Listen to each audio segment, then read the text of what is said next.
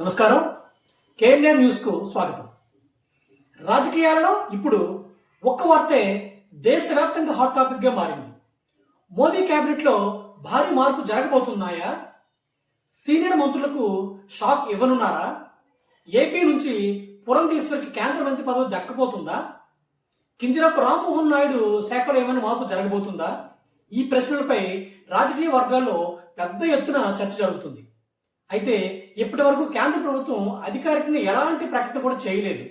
మీడియాలో వస్తున్నటువంటి కథనాలు, అలాగే రాజకీయ వర్గాలలో జరుగుతున్నటువంటి చర్చల ఆధారంగానే వినిపిస్తున్నటువంటి సమాచారం ఏమిటో మనం ఇప్పుడు తెలుసుకుందాం. మోదీ కేబినెట్ కు కౌంట్ డౌన్.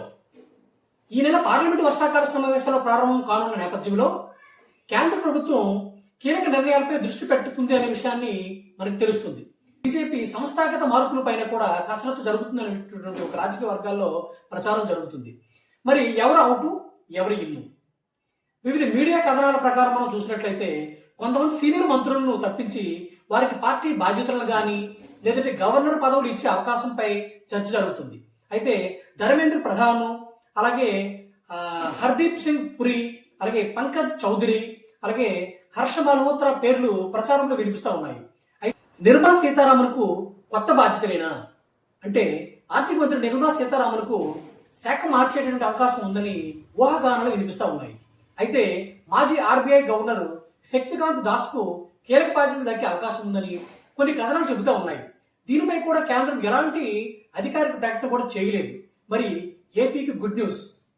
ఆంధ్రప్రదేశ్ రాజకీయాల్లో ఇప్పుడు ఎక్కువగా చర్చ జరుగుతున్నటువంటి విషయం ఏదైనా ఉందంటే అది దగ్గుపాటి పురంధేశ్వరి పేరు.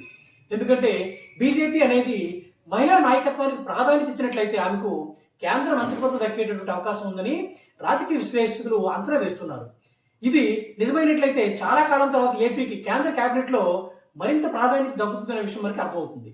మరి బీజేపీ దక్షిణాది రాష్ట్రాలపై ఫోకస్ ఎలా అంటే ఈసారి దక్షిణాది రాష్ట్రాలు ఏవైతే ఉన్నాయో దక్షిణ భారత రాష్ట్రాలైనటువంటి ఆంధ్రప్రదేశ్, తమిళనాడు, కర్ణాటక, కేరళ రాష్ట్రాలు ఏవైతే ఉన్నాయో వాటికి మరింత ప్రాధాన్యత ఇవ్వాలనేటువంటి భావన బీజేపీలో ఉందనేటువంటి విషయం ప్రచారం జరుగుతూ ఉంది. అయితే కొత్త సామాజిక అలాగే రాజకీయ సమీకరణాలను దృష్టిలో పెట్టుకుని యువ నాయకత్వానికి అవకాశం కల్పించాలనేటువంటి ప్రయత్నాలు కూడా జరుగుతున్నట్లు చర్చ ఉంది. మరి ఎంపీ అలాగే కేంద్ర పౌరయాన శాఖ మంత్రి అయినటువంటి కింజరాపు రామ్మోహన్ నాయుడు తన శాఖను కూడా మార్చి తన తండ్రి నిర్వహించినటువంటి గ్రామీణాభివృద్ధి శాఖ ఇవ్వనున్నట్లు చర్చ జరుగుతూ ఉంది. అయితే ఇప్పటి వరకు ఇవన్నీ కూడా అధికారిక ప్రకటనలు కావు.